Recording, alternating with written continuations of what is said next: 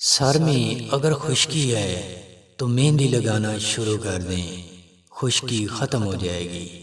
ادرک کے کھانے سے حافظہ تیز ہوتا ہے۔ صبح نہار منہ کالی مرچ اور سونف کھانے سے نظر تیز ہوتی ہے۔ جو لوگ ڈپریشن کا شکار ہیں وہ زیادہ تر ہری سبزیاں کھایا کریں، بہت مفید ہیں۔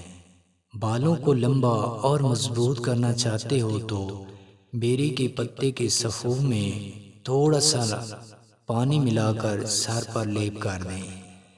جسم میں اگر خون کی کمی ہے تو سرسوں کا ساگ کھائیں، بہت مفید چیز ہے۔ اگر نزلہ ختم نہیں ہو رہا ہو تو دودھ میں جلیبی ڈال کر پی لیں، نزلہ ختم ہو جائے گا۔ جن لوگوں کا ہاضمہ خراب ہے وہ سرخ مرچ کھائیں، ہاضمہ ٹھیک ہو جائے گا۔ روزانہ 3 لیٹر پانی پینے سے جسم کے پٹھے کمزور نہیں ہوں گے۔